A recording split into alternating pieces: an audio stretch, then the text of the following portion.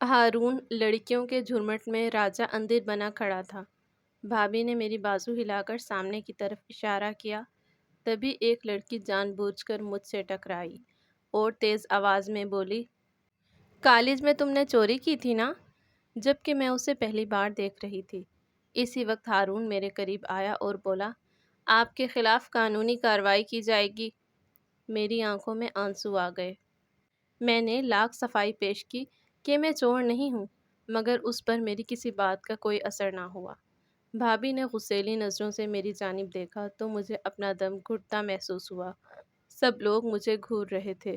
دیکھتے ہی دیکھتے کچھ لوگوں کے ساتھ زندگی بڑا ہی گھناؤنا کھیل کھیلتی ہے۔ قسمت کا لکھا لوگ اس طرح جرم سمجھ لیتے ہیں، گویا انسان اپنی قسمت خود رقم کرتا ہے۔ کاش لوگ سمجھ سکیں کہ کچھ قانون قدرت کے تحریر کردہ ہوتے ہیں، جہاں انسان بے بس ہو جاتا ہے۔ رب کی مصلحت رب ہی جانے۔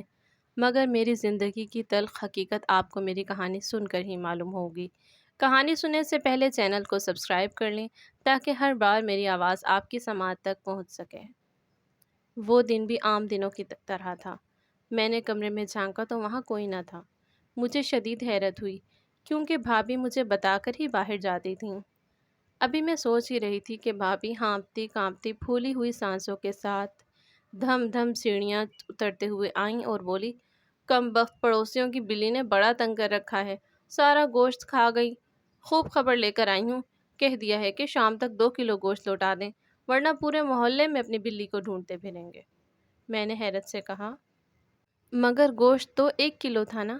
بھابھی کہنے لگی، 1 کلو گوشت تھا یا نہیں، مگر مجھے 2 کلو ہی واپس چاہیے۔ تم ذرا جا کر کچن کی صفائی کر لو، ذرا جلدی کرنا، ایک ہاتھ سے ڈھنگ سے کام تو ہوتا نہیں، خود بھی کوشش نہیں کرتی۔ ان کی تان میرے معذور ہاتھ پر آ کر ٹوٹتی تھی۔ میں نے بے بسی سے اپنے ہاتھ کی جانب دیکھا، جو میں زیادہ تر دوپٹے میں چھپا کر رکھا کرتی تھی، مگر ہر بار انہیں اس پر وار کرنے کا موقع مل جاتا، جیسے یہ میرا اپنا انتخاب ہو۔ میں ہر بار کی طرح سوائے افسوس اور دکھ کے کچھ نہ کر سکی۔ اماں چاہتی تھیں کہ اپنی زندگی میں ہی مجھے ودا کر دیں، مگر قسمت کی ستم ظریفی کہہ لیں یا میری بدقسمتی، اماں کا انتقال ہو گیا اور میں اپنے ہی گھر میں پرائی سی بن کر رہنے لگی۔ ہمارے گاؤں میں عجیب رواج تھا، بچپن میں ہی اکثر بچوں کے رشتے طے کر دیے جاتے تھے۔ میری پیدائش کے بعد جب اماں اپنے میکے گاؤں ملنے کے لیے گئیں تب خالہ نے میرا رشتہ اپنے 2 سال کے بیٹے شہریار سے طے کر دیا تھا۔ یوں جیسے ہی ہوش سنبھالا اماں اور خالہ کو اپنے رشتے کے بارے میں بات کرتے پایا۔ وہ دونوں گھنٹوں فون پر میری اور شہریار کی شادی ڈسکس کرتیں۔ میرے دل میں بچپن سے ہی ارمان جنم لینے لگے۔ میرا ایک ہاتھ پولیو کا شکار ہو کر مکمل طور پر معذور ہو گیا تو اماں نے خالہ سے کہا، سکینہ، تجھے مہرو کے ہاتھ پر کوئی اعتراض تو نہیں ہے نا؟ فون اسپیکر پر تھا اور چند لمحات کے لیے دوسری طرف خاموشی چھا گئی۔ مجھے ایسا محسوس ہوا جیسے میرے جسم سے کسی نے جان نکال دی ہو۔ میرا دل چاہ رہا تھا کہ آگے بڑھ کر فون بند کر دوں اور اماں سے کہہ دوں کہ اماں، میں اپنی ذات کا ٹھکرایا پر نہ سہ سکوں گی۔ خالہ سے کہہ دو کہ کچھ نہ کہیں، ان کی خاموشی نے ان کے دل کا ہر راز بیان کر دیا ہے۔ مگر اگلے ہی پل خالہ کی آواز نے میرے ڈوبتے دل کو تھام لیا، نبیلہ، تو فکر نہ کر، مہرو صرف تیری بیٹی تھوڑی ہے، میری بھی بھانجی ہے۔ مجھے اس کے معذور ہاتھ سے کوئی فرق نہیں پڑتا، میری بچی کا اس میں بھلا کیا قصور ہے؟ اس وقت میں خالہ کی عظمت کی قائل ہو گئی تھی، مگر اس بات سے مکمل طور پر ناواقف تھی کہ بدقسمتی میرے تعاقب میں ہے اور میرا اطمینان بے حد عارضی ثابت ہونے والا ہے۔ ماموں نے اپنی بیٹیوں کی شادی کی تو وہیں میری ملاقات شہریار سے ہوئی۔ وہ مجھ سے مل کر بہت خوش ہوا، ہم نے بہت سی باتیں کی۔ خالہ نے ہمیں اپنے گھر دعوت پر بلایا تو ہم شادی سے فارغ ہو کر خالہ کے گھر چلے گئے۔ سنو، اماں کا شوگر ہائی ہے، آؤ مل کر کوکنگ کرتے ہیں، شہریار نے کہا تو میں اس کے ساتھ چل دی۔ میں اسے کام کرتا دیکھ کر حیران رہ گئی۔ وہ بڑی مہارت سے سگھڑ لڑکیوں کی طرح کھانا بنا رہا تھا۔ اس نے کیبنٹ سے کچھ نکالا اور مجھے پتیلے میں چمچ چلاتے ہوئے دیکھ کر بولا، تم لیفٹی ہو، ہر کام الٹے ہاتھ سے کرنے کی عادت ہے شاید۔ میرا چہرہ سفید ہو گیا۔ شاید اسے میری زندگی کی اس تلخ سچائی کے بارے میں کچھ علم ہی نہیں تھا۔ میں کچھ کہنے کے لیے مناسب الفاظ تلاش کر رہی تھی۔ میرا ہاتھ دوپٹے کے نیچے چھپا اپنی بدقسمتی پر نوحہ پڑ رہا تھا۔ دراصل میرے لب کپ کپائے۔ شہریار میرے قریب آیا اور اچانک میرا ہاتھ تھام کر بڑے ہی خوشگوار موڈ میں کچھ بولنے ہی والا تھا کہ اس کی نظر اچانک میرے ہاتھ پر پڑی اور وہ پھٹی پھٹی نظروں سے دیکھتے ہوئے بولا، یہ یہ میں نے کہا، میرا ایک ہاتھ کام نہیں کرتا۔ شہریار، کیا تمہیں خالہ نے یہ بات نہیں بتائی؟ وہ ایک دم ایسے پیچھے ہٹا جیسے کسی نے اسے موت سے آگاہ کر دیا ہو۔ وہ پاؤں پٹکتا ہوا وہاں سے باہر نکلا اور میں بے بس سی کھڑی رہ گئی۔ اس کی تیز آواز دور سے ہی مجھے سنائی دے رہی تھی، اماں، آپ نے میرے ساتھ دھوکہ کیا ہے۔ اس کا بس نہیں چل رہا تھا کہ غصے کے مارے آسمان سر پر اٹھا لے۔ کیا ہو گیا لڑکے، کیوں اداولا ہو رہا ہے؟ ایسا بھی کیا دھوکہ ہو گیا تیرے ساتھ؟ خالہ نا سمجھی کے عالم میں کہنے لگیں تو وہ بولا، اماں، اس مہرو کا تو ایک ہاتھ معذور ہے۔ تم نے ایسی لڑکی سے میرا رشتہ طے کر دیا، مجھے بتایا بھی نہیں۔ اس کا صدمے کے مارے برا حال تھا۔ خالہ نے کہا، ایسا کون سا غضب ہو گیا؟ بچی کا ایک ہاتھ ہی تو کام نہیں کرتا۔ خبردار اگر اس کے بارے میں ایک لفظ بھی کہا تو مجھ سے برا کوئی نہ ہوگا۔ خالہ اماں کے سامنے سخت شرمندہ تھیں۔ مگر اماں، میں یہ شادی نہیں کر سکتا۔ شہریار نے صاف صاف منع کر دیا تو خالہ نے کہا، ارے ایک ذرا سا ہاتھ ہی تو کام نہیں کرتا۔ بچپن کی منگ ہے وہ تیری، کچھ حیا کر لے۔ بچپن میں رشتہ کرنے کا یہی مطلب ہوتا ہے کہ بعد میں چھوٹی موٹی باتوں کو نظر انداز کیا جائے۔ اللہ بخشے تیرے ابا کو، کیا وہ لنگڑا کر نہیں چلتے تھے؟ 30 سال میں نے ان کے ساتھ بخیر و خوبی گزار لیے۔ برابر والا کانا اختر دیکھا ہے نا؟ ایک آنکھ سے بھی ٹھیک دکھائی نہیں دیتا۔ اس کی بیوی ایسی گوری چٹی، یوں سمجھو دودھ کی دھلی ہے، مگر وہ بھی تو گزارا کر رہی ہے نا میرے بچے۔ نکاح کے بعد دل مل جاتے ہیں، رب کی طرف سے خود ہی دلوں میں محبت ڈال دی جاتی ہے۔ تو دل چھوٹا نہ کر، اپنے دل کو سمجھا۔ خالہ نے لمبی چوڑی تقریر کر ڈالی، وہ سب پرانے زمانے کی باتیں ہیں اماں۔ ہر بندے کا مزاج اختر کی بیوی یا آپ کی جیسا نہیں ہوتا۔ میں تو ہرگز سمجھوتا نہ کروں گا۔ آخر مجھے کس گناہ کی سزا ملے گی؟ شادی ایک بار ہوتی ہے اماں، بار بار نہیں ہوتی۔ اماں کا خفت کے مارے برا حال تھا۔ اب تک خالہ نے کبھی کچھ ظاہر نہ کیا تھا۔ وہ تو اطمینان دلاتی رہی تھی کہ انہیں شادی پر کوئی اعتراض نہیں ہے، مگر مجھے یا اماں کو کبھی یہ خیال تو چھو کر بھی نہ گزرا کہ جس انسان نے اس رشتے کو نبھانا ہے، کیا وہ بھی خوش ہے یا نہیں؟ میں بے آواز آنسو بہاتی رہی۔ اماں اپنی جگہ سے اٹھیں اور بولی، اتنی بے عزتی کے بعد میں تو اس گھر میں ایک لمحہ نہ رکوں گی۔ جن لوگوں کو میری بچی کی قدر نہیں، میرے دل میں ان کی کوئی قدر نہیں۔ اماں اپنی جگہ سے اٹھیں اور بیگ اور چادر اٹھانے لگیں، جبکہ شہریار وہاں سے جا چکا تھا اور خالہ ہمیں روکنے کی پوری کوشش کر رہی تھی۔ رک جا میری پیاری بہن، اس کمبخت شہرو کو تو ایک مار میں سیدھا کر دوں گی۔ یہ سارا خناس منہ موبائل اور کمبخت ریلوں اور شارٹوں کا ہے۔ آلو کی شکل والے لڑکوں کو بھی فلٹروں نے برباد کر دیا۔ خالہ دہائی دیتی رہ گئیں اور ہم دونوں وہاں سے ہر رشتہ ختم کر کے واپس گھر آ گئیں۔ اس روز سے اماں کو چپ لگ گئی۔ انہیں لگتا تھا کہ جس بیٹی کو ان کے سگے بھانجے نے ٹھکرا دیا، اس بیٹی کو پرائی دنیا بھلا کیسے اپنائے گی۔ میں نے اماں کو لاکھ یقین دلایا کہ اماں، شادی ہی زندگی کا واحد مقصد تھوڑی ہے۔ میرا ویژن اتنا کمزور نہیں ہے کہ ایک انسان کے ٹھکرائے جانے کے بعد زندگی بھر کا روگ بنا لوں۔ میں اپنی پڑھائی دوبارہ شروع کروں گی، اپنی زندگی کو بامقصد بنا لوں گی اماں۔ مگر اماں پر طاری مایوسی آخری وقت تک نہ ختم ہو سکی اور میری جان سے زیادہ پیاری ماں اسی غم میں زندگی کی بازی ہار گئیں۔ اپنی زندگی میں انہوں نے پوری کوشش کی کہ رضا بھائی کے ساتھ میری شادی بھی ہو جائے، مگر ہر دعا قبولیت کے لیے نہیں ہوتی، ہر آرزو تکمیل کے لیے نہیں ہوتی، ہر خواہش انسان کے دسترس میں نہیں ہوتی۔ اور یوں اماں کے انتقال کے بعد بھابھی کے ساتھ میری نئی زندگی شروع ہو گئی۔ دنیا میں ماں جیسا دل کوئی نہیں رکھتا۔ بھابھی نے بھی زندگی بھر قدم قدم پر مجھے یہ احساس دلایا کہ میں دوسرے لوگوں سے بے حد کمتر ہوں۔ میں کوئی بدمزگی پیدا کر کے اپنے بھائی کا گھر خراب نہیں کرنا چاہتی تھی، سو چپ چاپ صبر کے گھونٹ بھر کر رہ جاتی۔ بھابھی کے طعنوں سے بچنے کے لیے میں نے ایک کالج میں نوکری شروع کر دی۔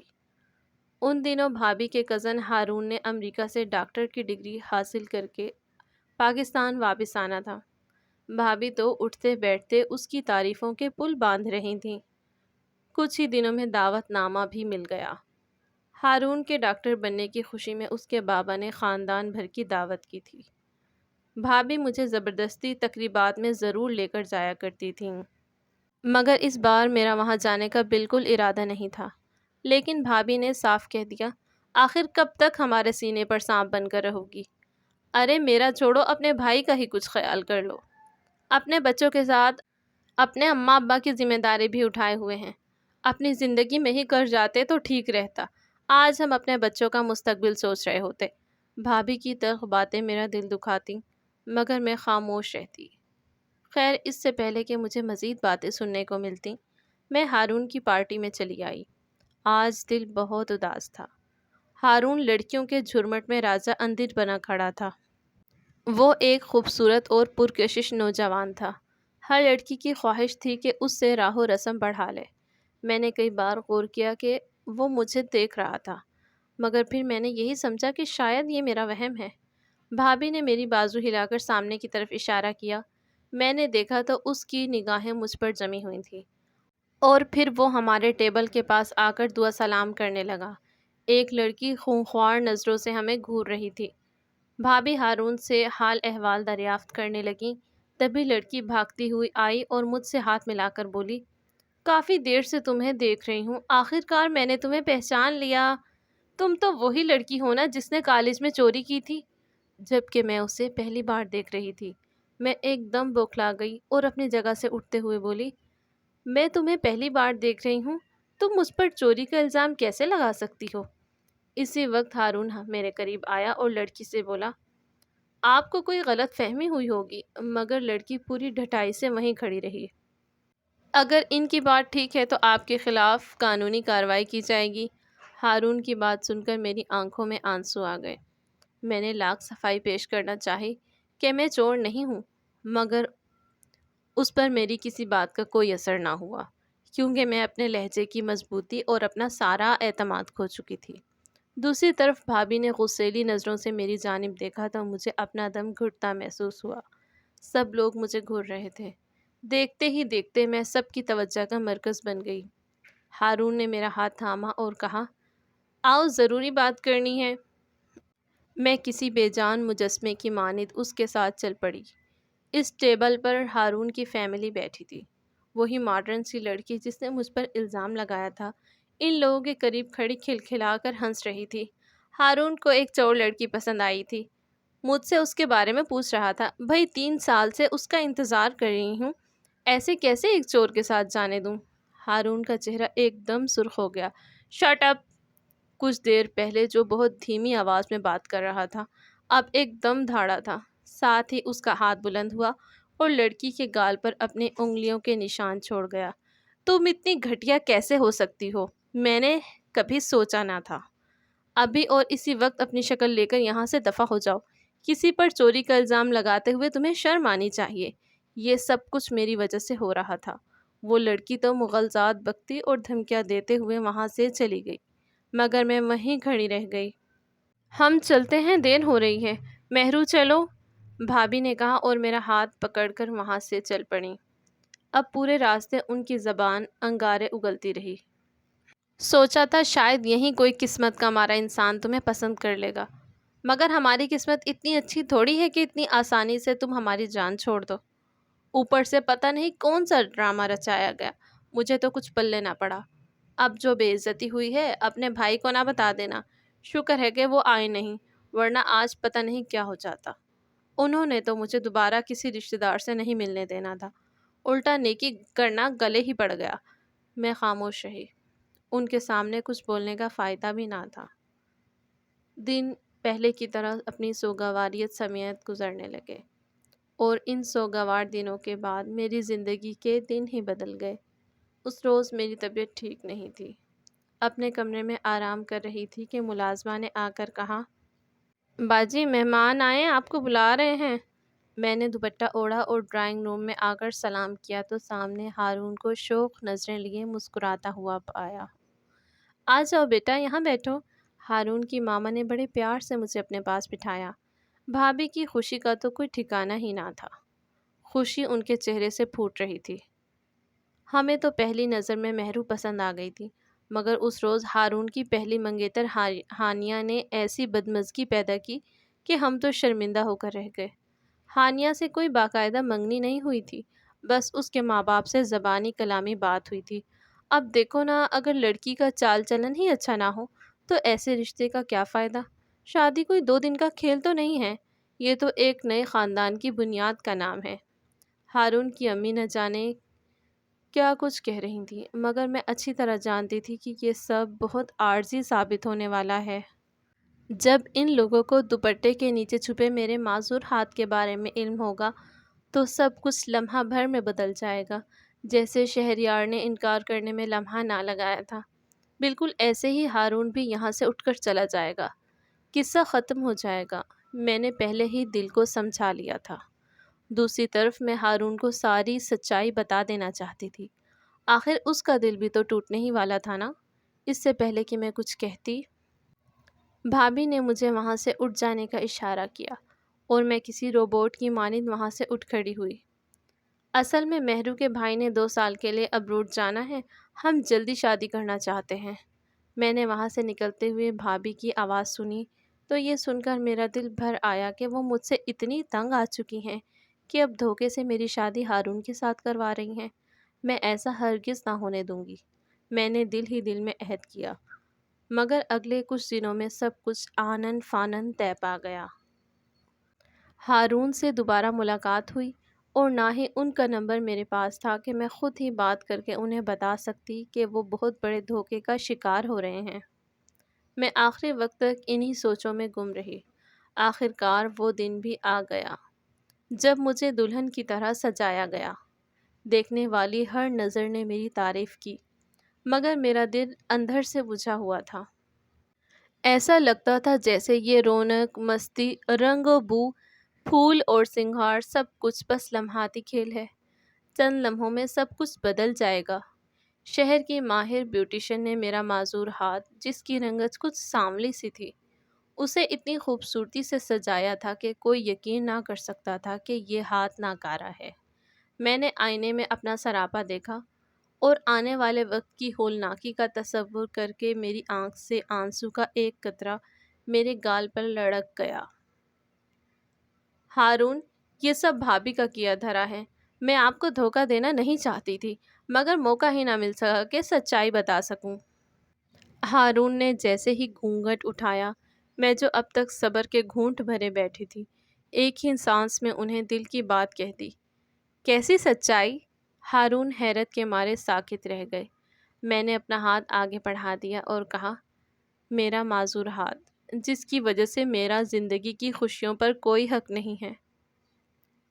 میں جانتی ہوں میرے اس نقص سے آپ کو انجان رکھا گیا ہے۔ میں آپ کو فورس نہیں کروں گی کہ آپ مجھ پر ترس کھائیں۔ آپ کو اپنی زندگی کی خوشیاں جینے کا پورا حق ہے۔ آپ چاہیں تو ابھی اور اسی وقت۔ میں نان اسٹاپ بولتی چلی گئی، بس آگے ایک لفظ نہیں۔ ہارون نے ہاتھ بلند کیا تو میں نے بریک لگائی۔ وہ مضبوط لہجے میں بولے، مجھے نہ تو دھوکے میں رکھا گیا ہے اور نہ ہی میں نے تم پر ترس کھا کر شادی کی ہے۔ یہ شادی میری ذاتی پسندیدگی کا نتیجہ ہے۔ محروم، میں نے تو پہلی نظر میں ہی تمہارا ہاتھ دیکھ لیا تھا اور اس بات کا اندازہ بھی لگا لیا تھا کہ یہ ایک قابل علاج بیماری ہے۔ ڈاکٹر ہونے کے ناطے میں ہر بیماری کو گہرائی میں جانچتا ہوں۔ میں تم سے وعدہ کرتا ہوں کہ ایک چھوٹا سا آپریشن تمہاری زندگی بدلنے کی وجہ بن جائے گا۔ بس تم دل چھوٹا مت کرو۔ یہ الفاظ نہیں تھے، بلکہ امرت تھا جو میری سماعت تک پہنچ کر میرے دل کو سرشار کر رہا تھا۔ مجھے تو اپنی قسمت پر بالکل یقین نہیں آ رہا تھا۔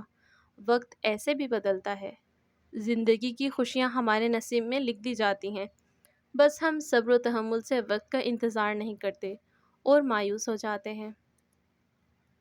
آؤ آج اپنی زندگی کے ان خوبصورت لمحات میں ہمیشہ ساتھ نبھانے کا وعدہ کرتے ہیں۔ ہارون نے میرا ہاتھ تھاما تو میں نے مسکرا کر سر ہلاتے ہوئے ان کی تائید کی۔